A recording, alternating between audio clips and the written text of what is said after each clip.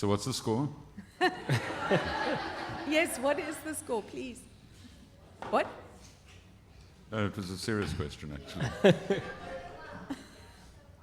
Okay, we'll talk. Okay, excellent. Okay, we're going to make this quick. We'll be done in about 10 minutes so everybody can get back to the rugby. You know we're book people, right? Speak for yourself. Book people or book people? Oh, no.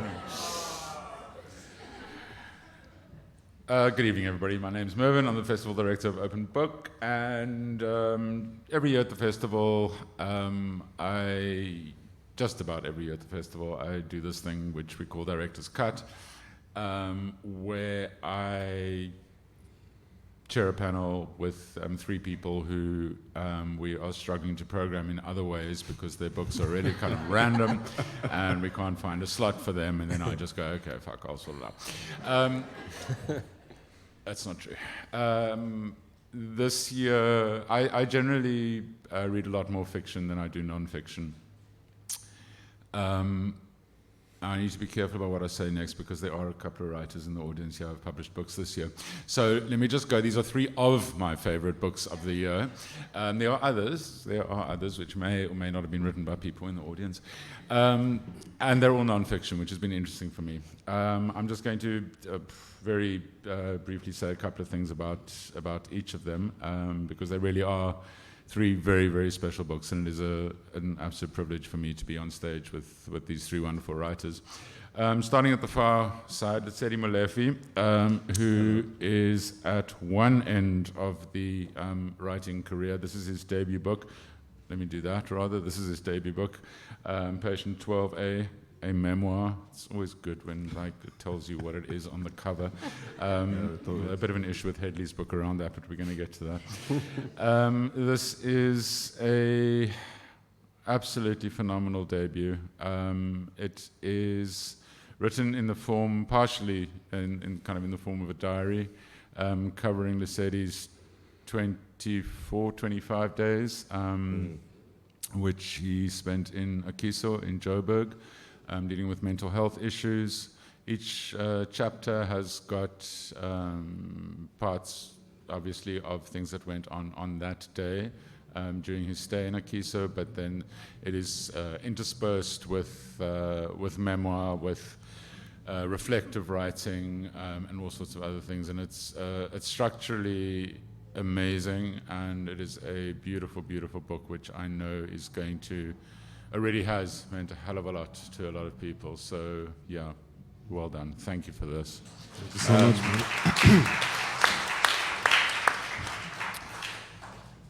Hedley Twidle, who claims in one of his essays that nobody can pronounce his surname. I don't know why. I don't think it's difficult. It is Twidle, right? Yeah, okay, it's Twidle. His essay collection is called Show Me the Place.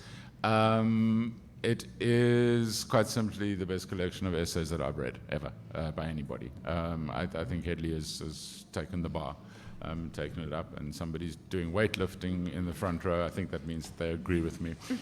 So yeah, Hedley, that is a very, very special book. Margie, on the other hand,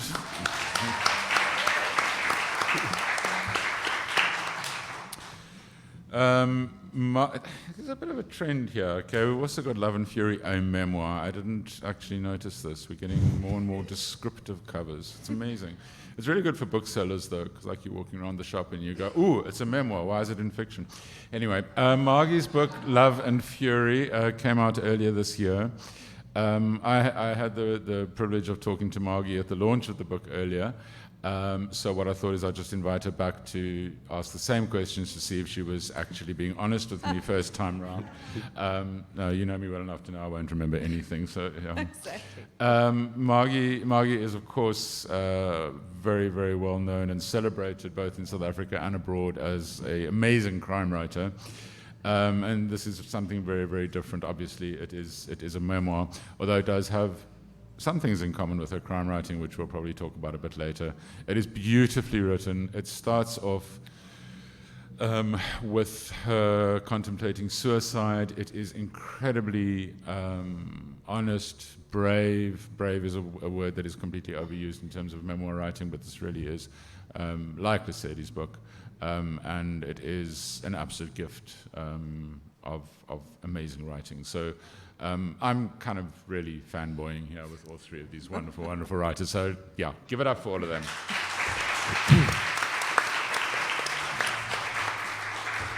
Okay, I'm going to get through the difficult stuff first. Hedley, I've got a bone to pick with you. So yeah, show me the place. Essays. Okay, essays is upside down on the cover. I don't know if that means something or not. At your launch earlier this year at the Book Lounge, you said that, with a sort of bit of a twinkle in your eye, that there may be some parts of this book which are actually fiction. And you kind of implied that there might actually be a whole essay which you just completely made up. Now, so I need to clarify this. Your book has been presented to us, sold to us, as a collection of essays, despite the fact that essays is upside down on the cover, which is, anyway. I put this book into people's hands. They trust me. They trust me to speak the truth, to tell them that all the weird stuff you write about in here is true. Can you comment? Gee, starting off tough, Mervyn. Well, the funny thing, when I published my first collection with a different publisher, they said, whatever we do, we're not going to put the word essays on the cover, because people don't want that. And then this one, they said, we're going to have essays on the cover. I think it is a bit of a trade descriptions issue. I will admit to that, because really, most of them are just stories. They are narratives, they are tales.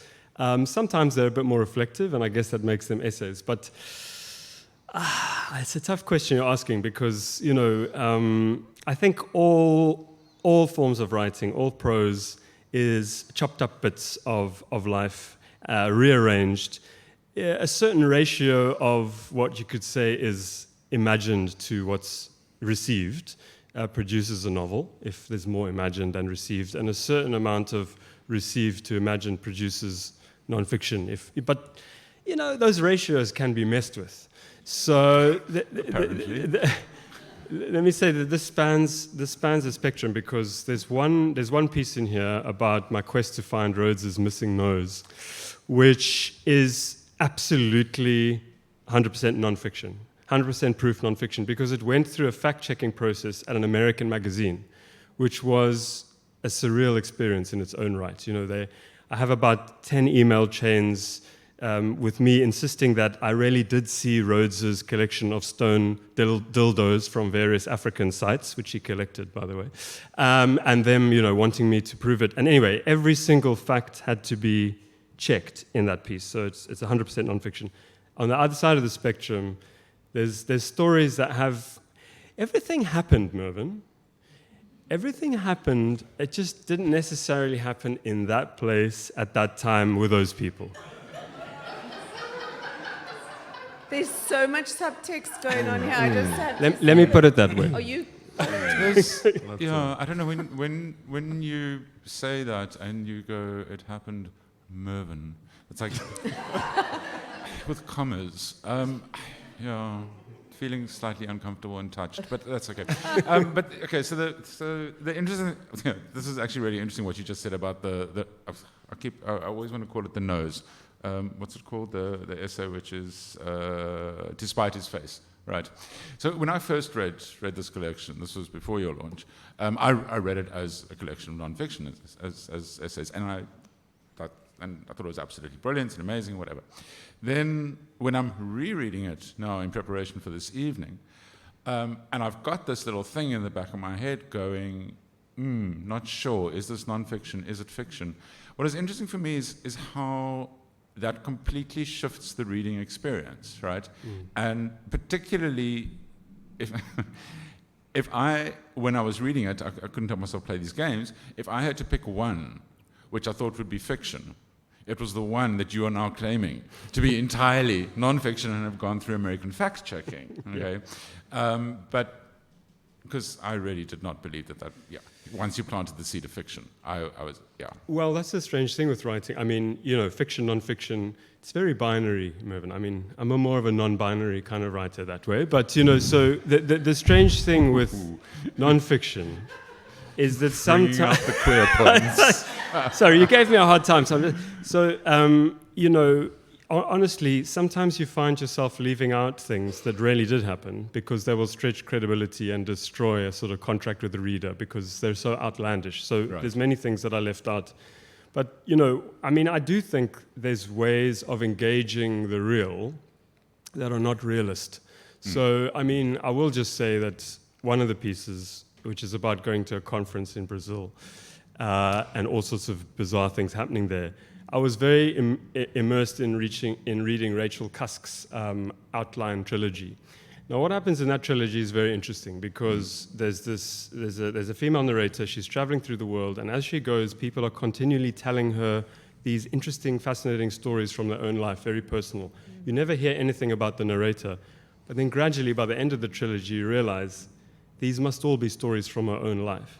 And they refract it back to her through this other way, and they kind of create an outline around her, which has got something, there's a feminist argument there about, how people get defined and whether they get to tell their own stories. So I really thought that was a fascinating mechanism. And I sort of tried my hand at it in that piece, which I think is the piece on the other end of the spectrum from the nose. It's possibly the most auto-fictional or semi-fictional one in the bag. Okay. Unlike your collection of essays, Rachel Cusk's work sits in fiction in the book lounge, but I'm going to leave this alone now. Sure. Lesedi, sorry, Hedley. Lesedi, as I said, it's a phenomenal piece of writing. I want to just sort of find out from you just the starting point, okay? You write in the book that at a much younger age, you had these dreams of kind of being a photographer and being a writer, being a filmmaker, and this sense of I'm going to teach myself to do these things. But at what point in your journey was it okay? This is what I'm going to do. I'm going to write this memoir. Got you.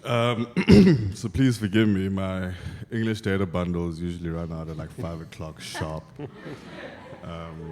Usually, so I get a text. When we no sent, more English. We sent you the program and went like, can you do this at this? That was the time. Yeah, hey? okay, got you.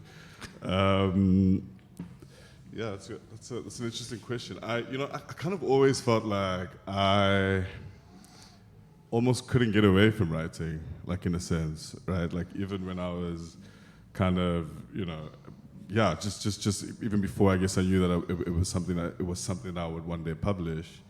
It just never, like I was always kind of making sense of things, and so writing for me was just kind of very very like personal, sort of like a survival tool essentially. Also movies and which is actually the first thing I wanted to start writing. Was films, were sort of like also just like an escape, like a 2-hour punch, like a 2-hour punch back or, head back at sort of like life's events happening outside of sort of that little silver screen. It was sort of like a way to sort of just escape into a moment that wasn't mine. So, in a lot of ways, like writing was for me just like something that was just really necessary. When did I... So are you asking me when did I decide that I would write the book, or when did I decide I would become a writer? The book. When my mom passed away in 2018, so just like I said, for me, I guess it's just kind of always been such an important kind of tool, and when my mom passed away that very weekend, at some point, I think in a quiet moment, I just sort of opened my laptop, yeah, I just kind of felt like it was time to make sense of things. It's possible that had my mom not passed away, I wouldn't have written the book at all.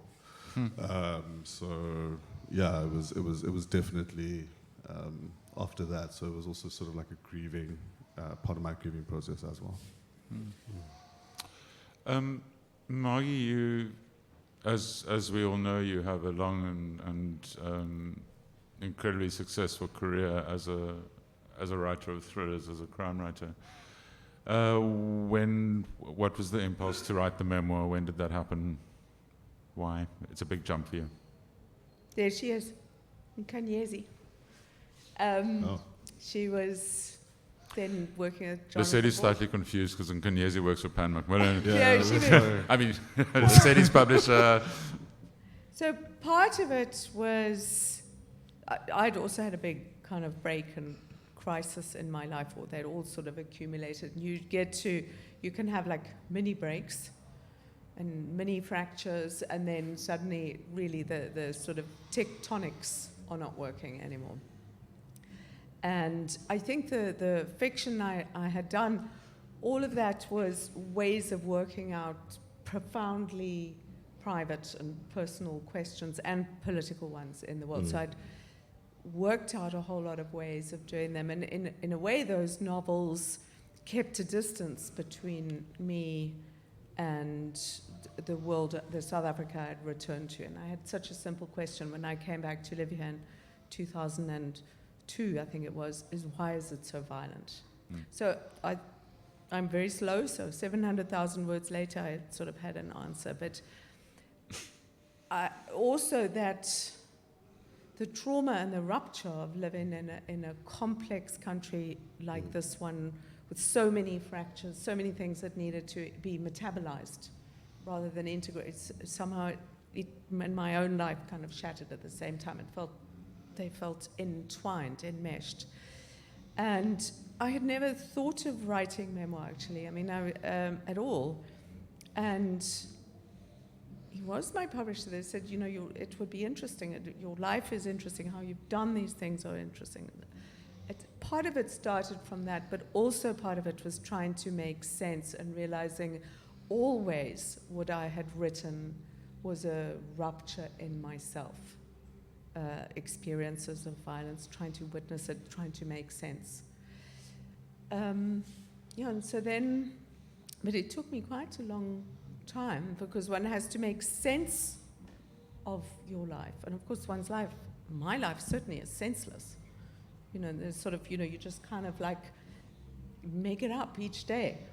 It felt like that. So I think that was part of it and part of that reflective process. And I found it very difficult in a different way to how fiction is. Fiction is arduous, and it takes a lot of work and thinking and imagination. This I found difficult because I had to look at myself in the mirror. And of course, when you look at yourself, what you see are all the reflections of the beloveds and the ghosts and the devils who've made you into yourself. You don't really see yourself.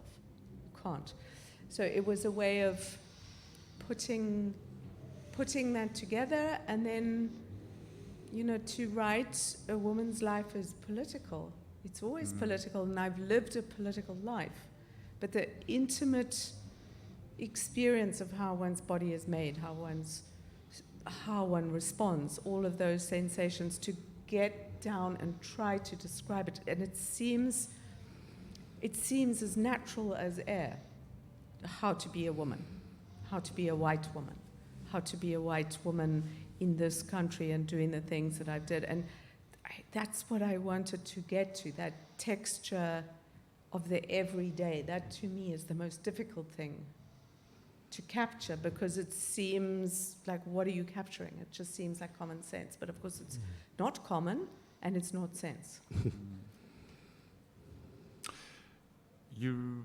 I think you wrote somewhere that this book saved your life. Yeah, it did. I think it did. I think it did. I mean, in the opening thing, really what started it is, I mean, we spoke about this yesterday. The one thing I failed to write is a suicide note. And I've written absolutely everything. I promise you I could write shampoo instructions for a bottle if you wanted me to. Anything I can write. And this thing I could not write. And I got in such a rage because I would sit down at my desk and I would have this plan. And anyone who's had suicidal ideation, or many people, it's like this weird lucidity. It's like this insanity that seems, it's like hyper-rationalism, and it's got all the reasons why this should happen, and you can't negotiate with it because it's utterly heartless. It's like talking to a clock. And something would jump me up. I'd go and tidy, or I'd go do this, and I tried to write, and I could not write it. And in that time, and it was my writing that wouldn't let me write.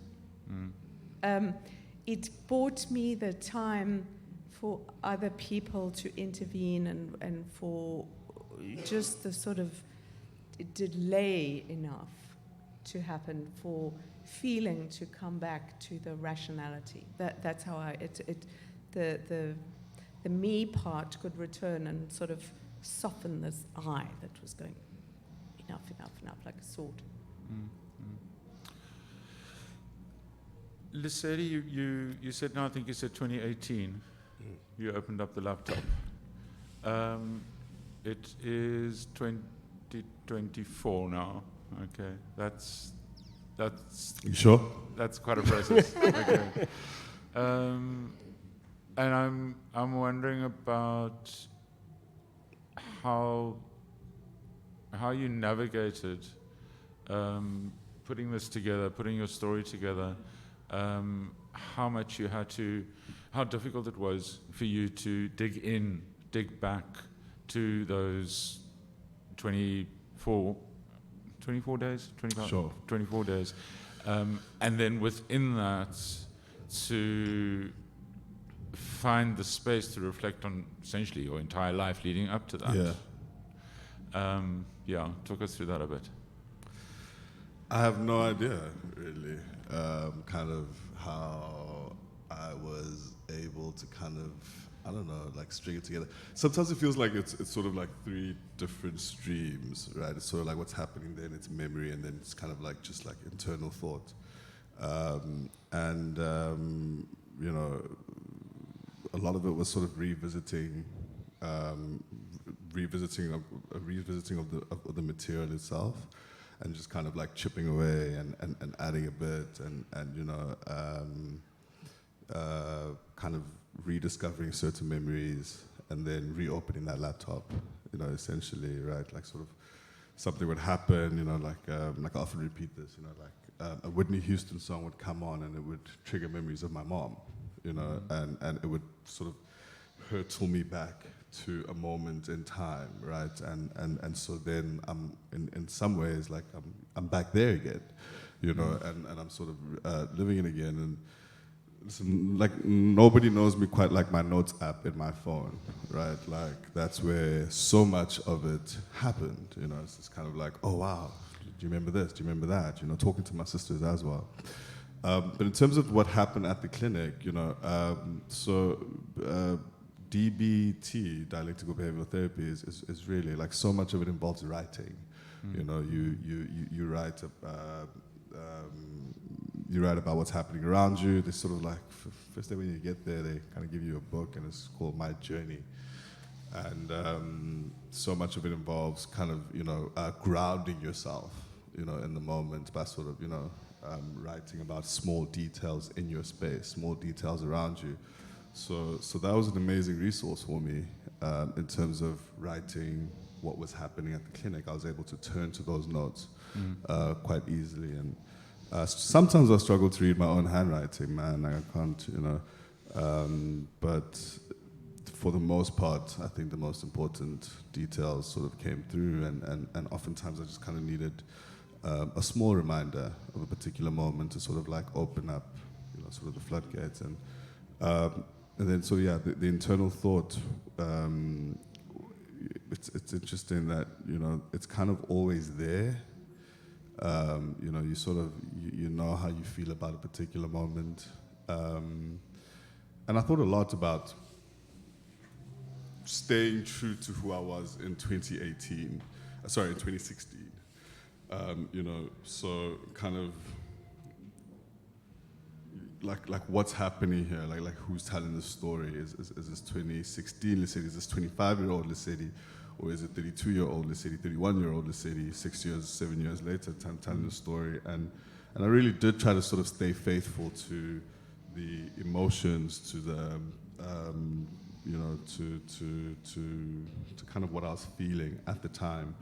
And, you know, can't say for sure, but I mean, I really, really hope that I did 25-year-old Lesedi justice in that respect. You know, just kind of a lot of the relationships with the people in the book have changed now. You know, so there was definitely the temptation to kind of, you know, sort of change, you know, a lot of the things that I was sort of feeling, or just kind of change the way I felt about them in 2016. But I tried really hard to sort of stay faithful to what it was like in that moment. And so those notes from the clinic helped. Whitney Houston helped. Yeah, just kind of really creating quiet moments for between myself and my laptop to be able to sort of travel back in time.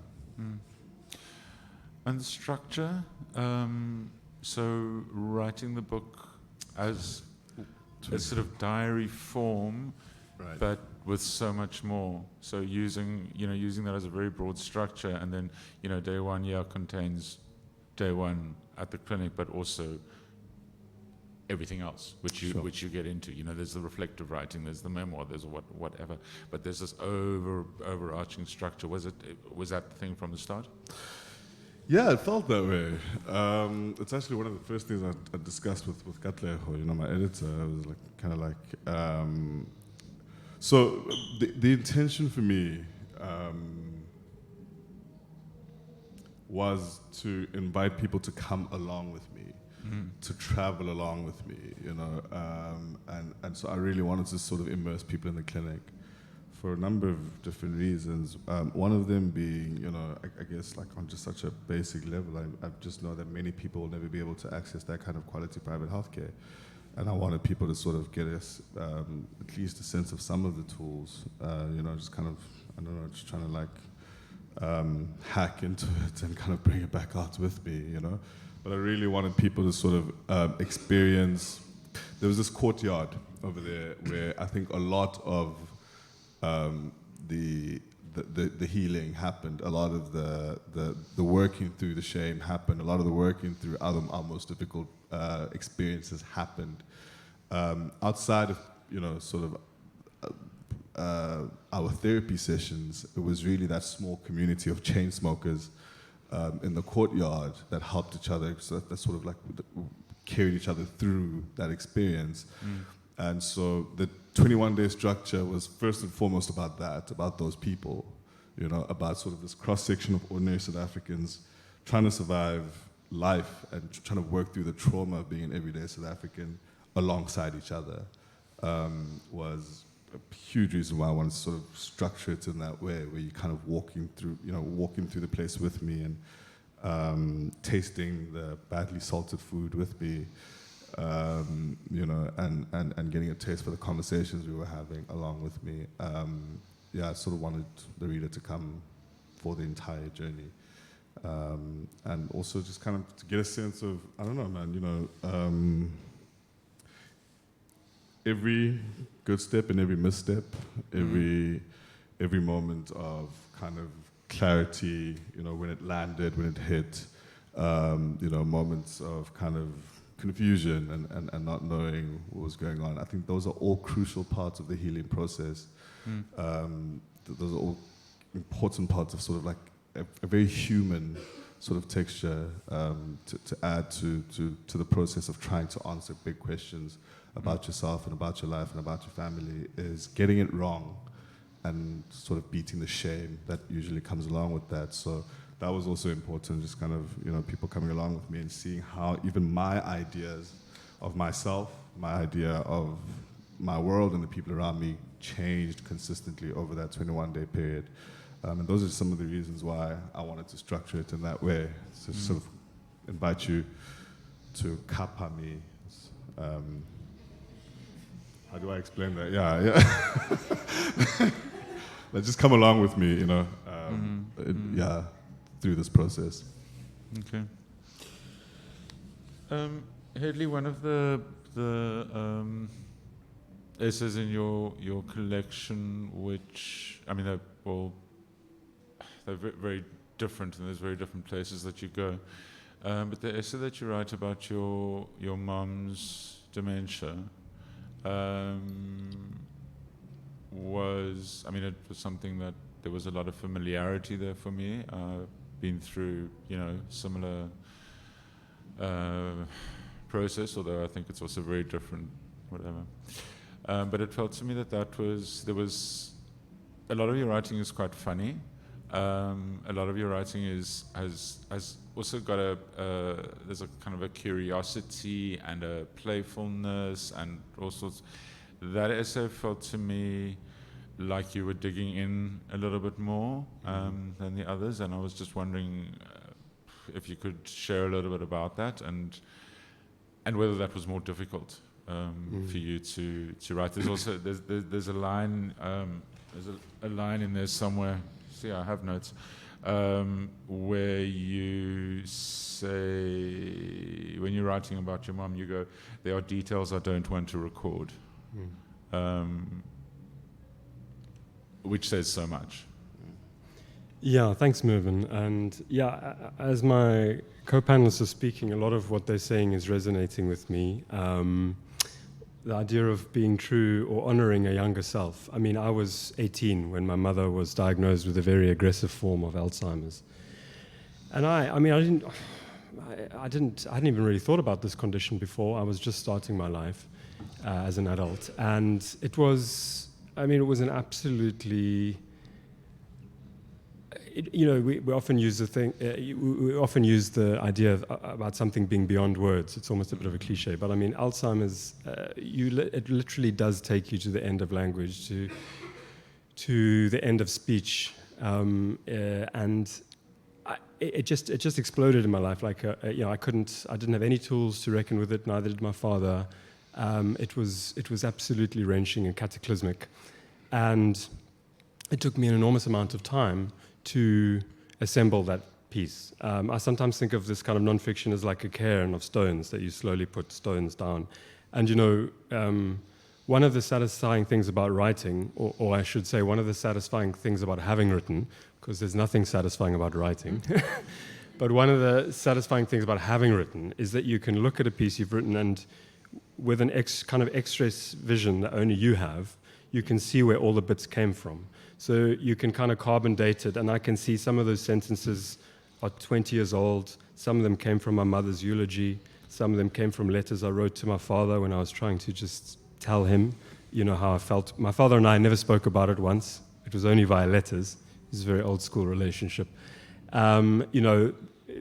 Things I've lifted from all the memoirs and works I read about dementia far too late. It was all too late for me. I hadn't read and thought all that stuff. So part of what I was trying to do in this piece was make an offering to people who are going to go through this, because so many of us are going to go through it. It's an epidemic, as people live longer. And it's also very strange because it was an extraordinary, it felt important, very important to write. It was very difficult to write. And during COVID, when I turned 40, I opened a cupboard at home, and a diary fell out. It was a red diary. It was of the year 2000. And I opened it, and I immediately recognized my mother's handwriting. And it was sort of misspellings and just a page of trying to keep track of a life that is, beyond you. And so I shut it. It was so... I just shut it. I couldn't... I didn't look at it for about another 2 years. Then I started writing this piece, and I thought, I'm going to have to reckon with this diary. This was the last year that she could write anything. And then I had this little diary. I traveled with it for a year. I still couldn't open it. And then, bizarrely, far away from home, I eventually, looked at this diary. And then I write about it, and I reproduce some of it.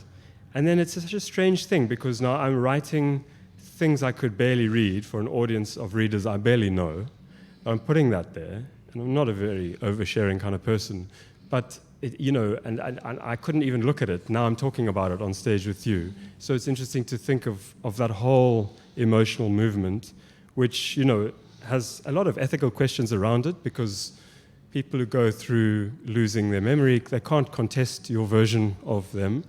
But you have to work by instinct, you have to work by feeling with these kind of deep materials. And it felt important for me to write that piece, and it felt necessary.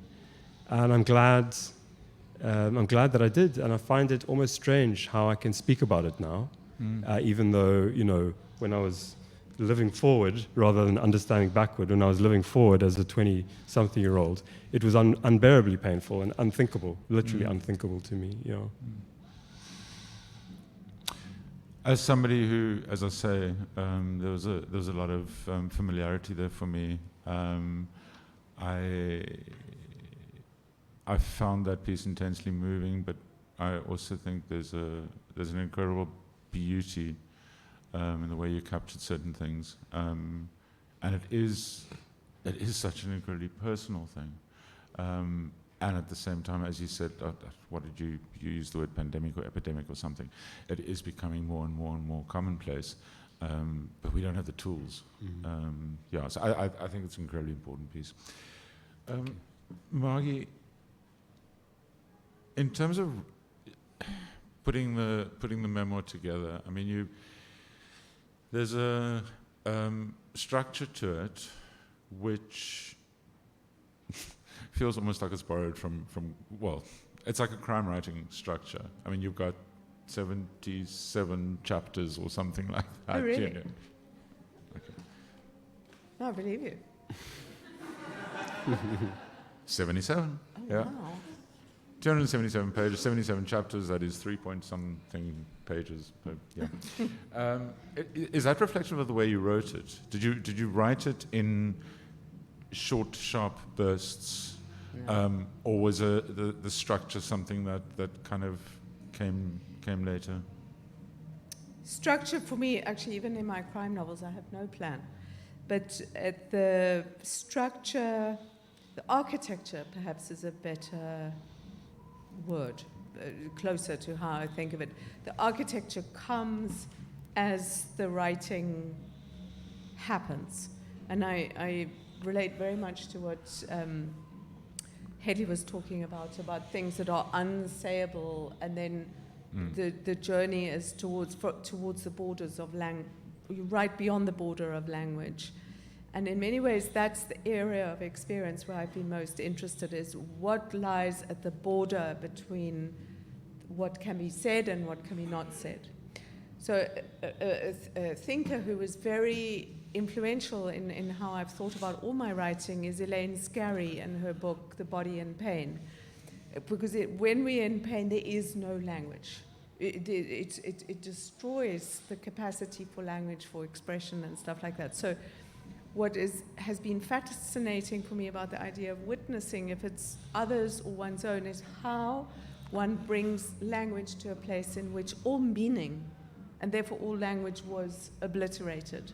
So much like what Hedley was describing with his mum and that journal, and you when you were in the institution, of a place where there is no word, there are no words. Me, when I couldn't find words or not words, it's so how I wrote this book, and in fact how I've written all my books, is just this massive outpouring. Whenever I teach, I say all artists can go and buy their paint, or they can order, like Michelangelo ordered those big lumps of marble and then chip them away, or you get it. A writer has to create her own or his own material.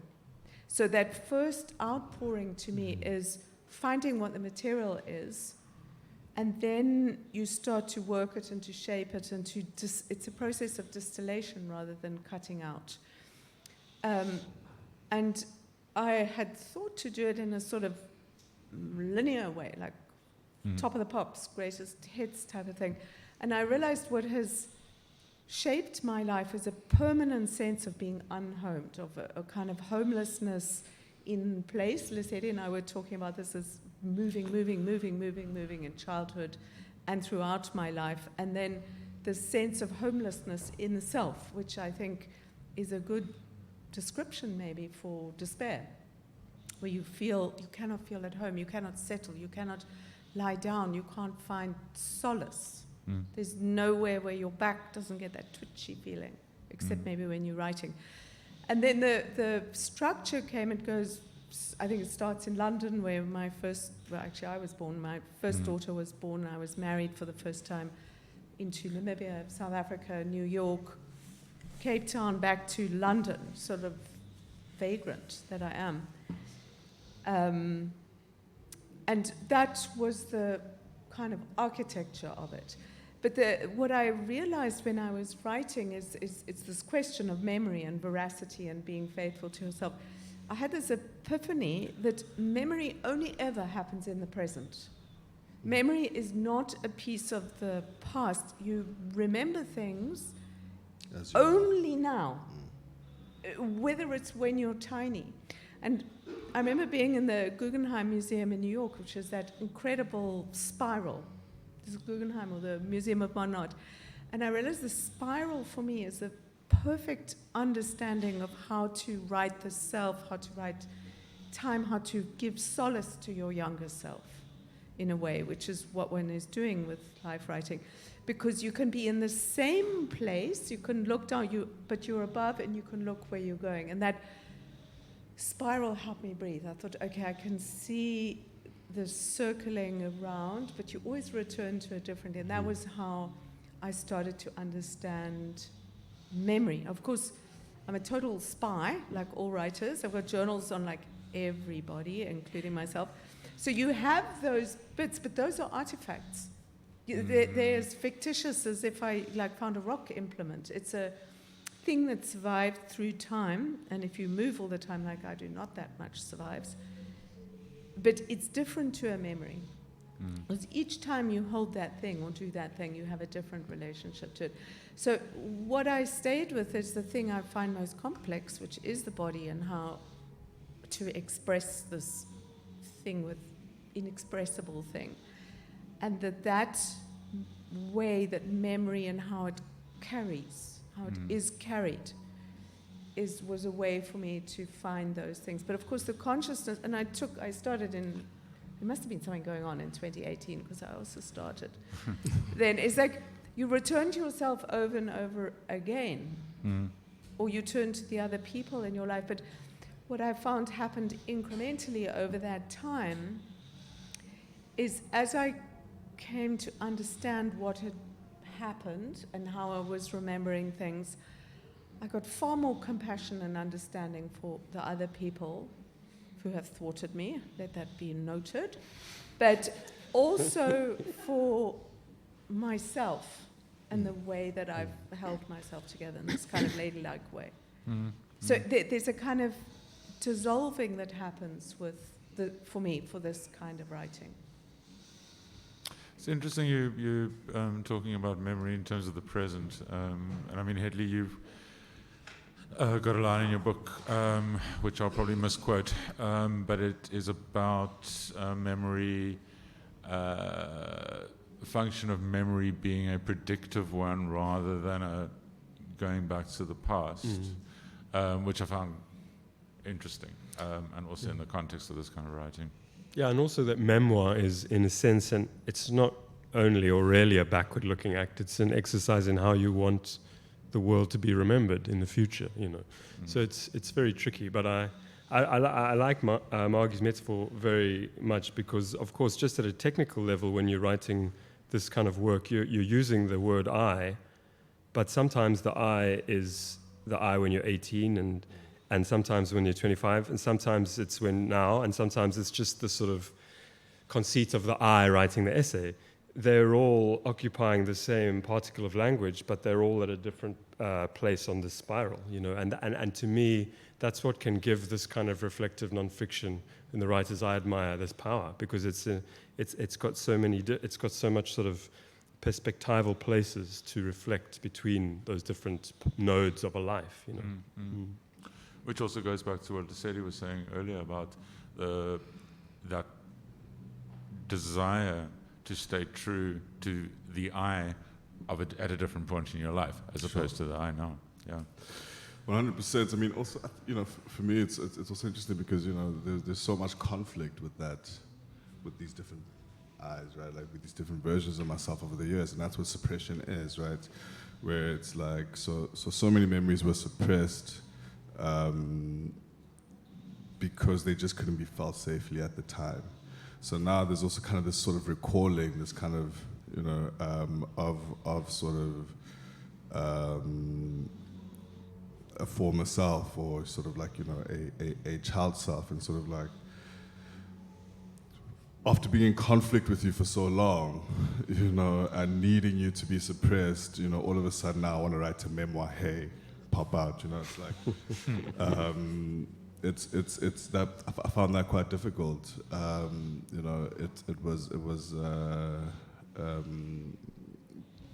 such an important part, I think, for me in I guess, like, excavating just kind of, you know, these long dead emotions that I thought, you know, rage, anger, pain, you know, all of these things that these different versions of myself were feeling. It was very, very important to me, I guess, to honor that child, because they were so cruelly, I think, denied the opportunity to express fully at a different stage in life. So there's quite a, I guess, quite a deliberate act of inviting yourself out again, inviting those different versions of yourself out again into the light. That I think you also need to be very gentle with, you know. And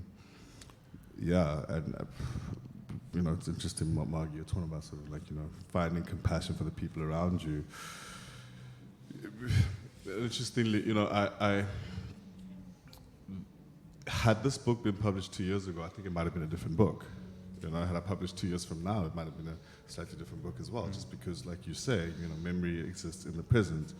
I remember being about 8 years old, and, you know, there were some people visiting our house in Yeovil, Joburg, and they were adults, you know, they were like these big towering people. We called them big people, I think, when you're a child, you know, just big people, you know, and they, you know, they seemed to be so powerful, so strong, so aware, you know, and then, and also seemed to have a lot of money, and with that power, and then I looked back at that memory today, and I just realized that all of those big people were just 33-year-olds, you know? Like, Sure. they were just 33-year-olds, and being 33 now, I look back and I'm like, damn, like, there's so much, like, my relationship with all of those people, and even the memory of those people changes immediately. When I think back to how my mom was 27 with 3 children, that completely blows my mind, you know. And so my relationship with the feelings that I had about what needs I felt like my mother wasn't meeting at the time starts to shift as well. And so, there was that conflict around sort of, you know, do I tell the story of the 8-year-old, the 33-year-old? Is there a meeting place somewhere in the middle? You know, is there like a 16-year-old? But that guy was angry. And so, it was a constant sort of back and forth for me, but trying to stay true to those different versions isn't something I've mastered yet, but that, you know, I hope I did well. How, Mervyn, I just wanted to go for it. say one thing. I mean, I found when I'd finished my book tour in April, May, I felt completely nauseous towards the end, and I got more and more and more nausea, and I realized what I'd done was give away the carapace, the guy ropes of old attachments to anger and all various things, and I was completely at sea. It was a really weird feeling that, like, it suddenly landed up at year 0, because certainly for me, part of the writing, you have to relinquish things, little grits around which you pulled yourself. And then they are gone, and it's extremely disorientating to give away your resentment. It's like leaning on a door and then the door suddenly opens. You have to kind of start all over again. But one of the things I realized, and I think this was my experience of Southern Africa, is that it's not the fact that you might have made something up that scandalizes people, especially one's close. It's that one has told the truth about things. You've told the truth of what it's like to be a small person in a country of big people who say nothing and keep a kind of omerta about feeling, Sure. as you were saying. It's around the deathly feelings that women take in, which is not our own. It's how we're looked at as things that should be killed or silenced. So you take in those shards of glass and try to make something around it all the time. And it was, in a way, I felt I was slowly like unpicking these shatterings of being looked at by people various times who just think would obliterate you, or someone exactly like you, another woman, another girl. So that's where I think the memory, individual memory, functions so powerfully as political, public memory, because it's only in the specific of each person's experience and accounting that we get a cumulative truth. There's not one truth, but there's a cumulative truthfulness. And to me, that's where the power and the value of non-fiction can be, because people can inhabit it then. There's so much more that I wanted to actually talk to all of you about, but time is running out. I'm going to need to open it up in a sec. Lesedi, I just wanted to ask you, and it's kind of relates to what Margie was saying now and following on from what you were saying just now, but just the process of the book actually coming out. And because of what you're writing about and how incredibly difficult your journey has been, and really digging into yourself, the extent to which that you have felt vulnerable now in the last a few weeks since the book came out, and how that has felt for you. For a long time I wanted to be normal. What is normal? Yeah, precisely. I love that you asked that, but for a long time that was because I sort of had a sense of just how dysfunctional and traumatic our lives were, and how much moving there was. Really, in the story, our sessions, our therapy sessions, are framing my ability to kind of dig into those memories safely, right? With the help of others, with the help of, and I was desperately suppressed because I wanted to make that reality kind of go away, or at least make the potential for damage, the potential for impact that those experiences had, kind of sort of tried to diminish them by sort of suppressing those memories and those experiences. But then what happens is that there's almost nothing that remains. You sort of and this is where kind of not being able to feel anything kind of starts to feel deeply troubling, and this is where struggling to connect meaningfully with others, struggling to connect meaningfully with yourself, that sense of homelessness. I think Margie was talking about just the sort of cancer of connection to yourself and to others comes from that, where you just sort of because of this idea that my reality is so abnormal and without a place in the world, that I need to suppress it or get rid of it. That was a big part of kind of my struggle and pain. So also because I guess when people talk about being 16 years old, their memories look very different to mine. So I can't really bring that up in a bar chat, it's kind of kill the vibe. So this has been really, I think, scary in that sense, right? Like I haven't had a normal life, and I think now I'm learning to sort of lean into it, and in so doing to return to myself. And yeah, also I think if the assumption is that, if the assumptions in your worldview are that the world is normal, then people whose bodies resist the way things are will be abnormal. But if the assumption is that the world is abnormal, then you might pay attention to people whose bodies resist what we think of as normal. Right. And so I'm trying to do that. I'm learning, in writing, I was learning to do that with myself and to kind of really sort of reclaim myself, my body, my world, my mind, and my rights to live in the way that, just my rights to deserve to, I guess, take up space, given just the life that we've had. So it's been quite freeing, quite liberating for me to, I guess, show up in the world as exactly who I am. And that's, I think, an important part of, I think, just even choosing to write the book. A lot of the time, like you said earlier, people say, it's so brave. And it comes from a good place, right? I mean, however, it also just kind of, oftentimes depends on where you're coming from, one of the things, I guess, one of the questions I guess we just didn't have the time to touch on was, I often ask myself who I was writing to, right. Who the intended reader is. And, so there are traumas or things that we think of as normal that were traumatic, that are traumatic in Black life that many Black people that I wouldn't really have to explain to, given, the intended audience or the imagined audience. And so, the idea of it being brave is interesting in that respect because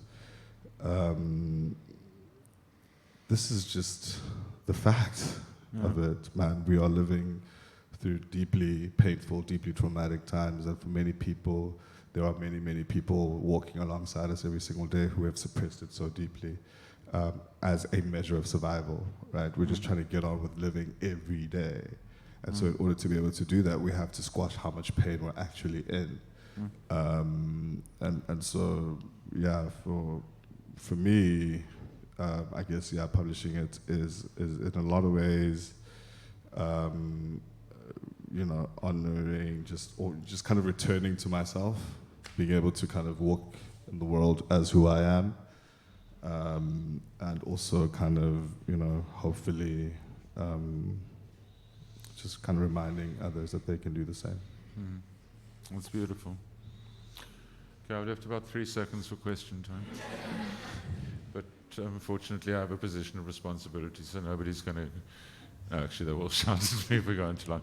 Questions from the audience, and apologies for leaving it so late. Let's start at the front here. There's a mic coming down.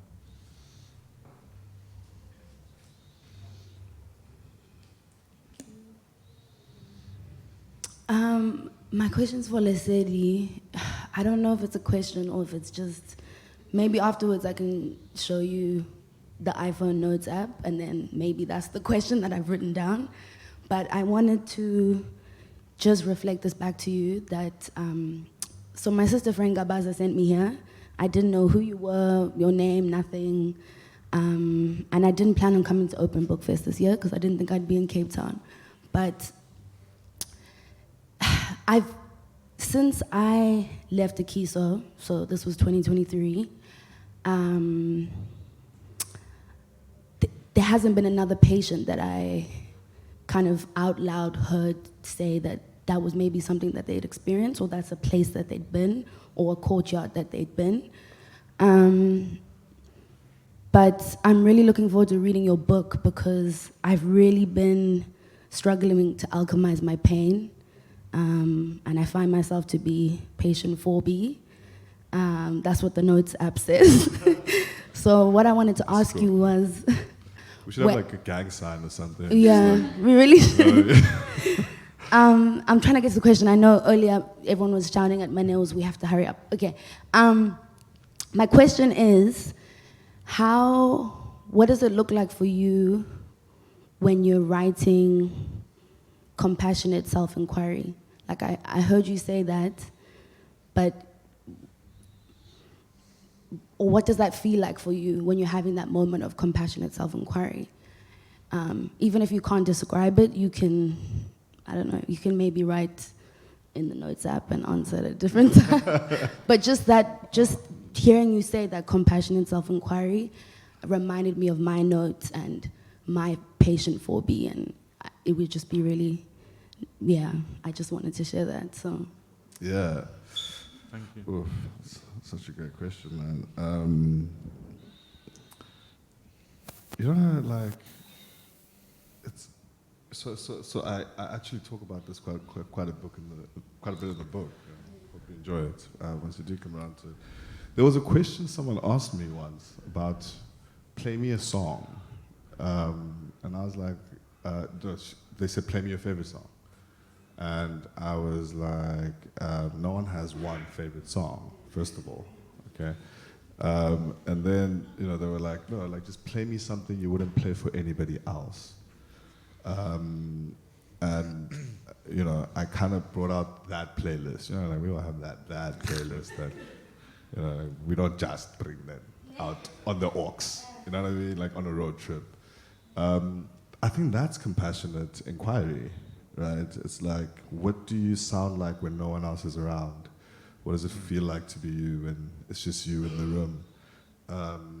You know, the questions are something that you see throughout the book. So me trying to ask my dad and mom questions, them trying to ask me questions, and you know, and I think you'll see consistently that, you know, the only moments of breakthrough come with compassion inquiry.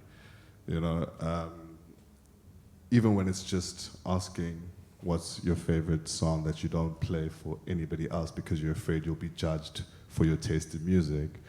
I mean, we've all been there, right? At least once, where you play a song and it means so much to you, but it feels so out of place, I think, in the world generally. Those moments of kind of finding yourself and searching yourself, I think. Similarly, you know, creating moments for myself that I enjoy, moments for myself that I wasn't able to enjoy as a boy, but I can now, you know, is in some ways a form of it. I think there's probably many forms of it, but it's in some ways a form of it, because now I'm sort of inviting myself to kind of remember why I enjoyed certain experiences. It's an ongoing thing for me, I think, as you would certainly understand, having been there yourself.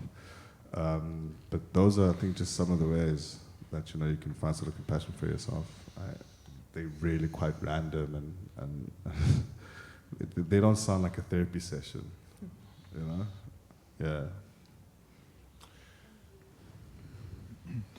Thank you for a wonderful talk, everyone. I always leave open book feeling two emotions. Firstly, just so grateful for like the bastion of sensitivity and just like the sense of us being a soft, cozy space in so many ways. But then I'm also deeply angry at the world itself for being mostly cruel and illiterate.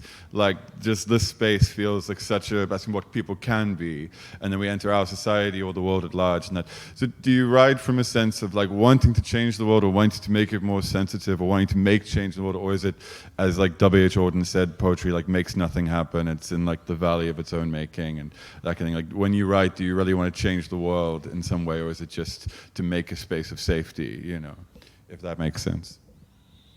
Right to change the world. Yeah. I think I need a gun, not a pen. I don't know, I've written to understand the world and to engage with it. I mean, I've spent a lifetime engaging with the world that I'm in, and writing is part of that. It's one, for me, one of the ways in which I've made meaning, but I've also had a life of activism in various ineffectual forms, but they're different things, but they communicate with each other. And for me, it's never, just speaking personally, it's not possible to be a woman in this world and not be political. So my writing is always political. My poetry is probably so terrible it will bring the world to an instant halt. You know what I mean? They should just read my poetry to warring parties and they would just stop fighting and aim at me. But it's a deeply political act to write. You might be quiet and out of the way while you're doing it, but you're doing it from for me, a sense of outrage. And the title of my book, Love and Fury, I get furious, but the main feeling I have for the world and other people is one of great love and wanting them to feel better. I don't know why I have that, but my greatest feeling is that other people feel more at ease. And that goes for like how I cook for people, how I write for people, and how I harangue people as well. Because I'm sure they'll feel better if they do what I say.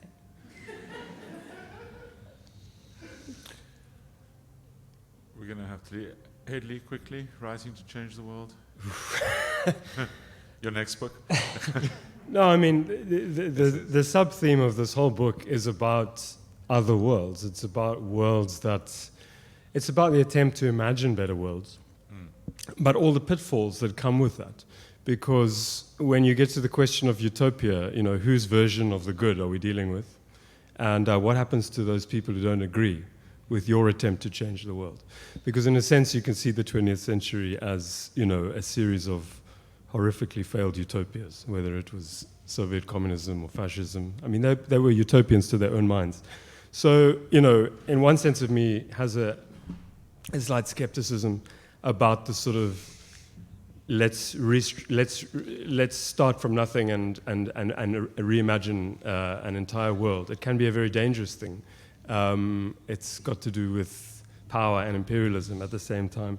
But at the, you know, what I try and get to is visions of better worlds that aren't subject to those. So it's a sort of non-authoritarian version of utopia. And that refracts through Ursula Le Guin imagining her planet of Anaris, or just the better places in all our own lives, where we go for solace, where we go for sustenance, where we go for nourishment. I can't remember who it was. It was a famous writer who said, in every life, there's 2 or 3 places, and then there's all the other places. There's 2 or 3 places where something happened, and then there's all the other places. So I was also trying to revisit those places. And yeah, Cameron, I would say, you know, it depends what you mean by the world. In one sense, as I write in the essay on my mother, the world can only be experienced through one mind at a time.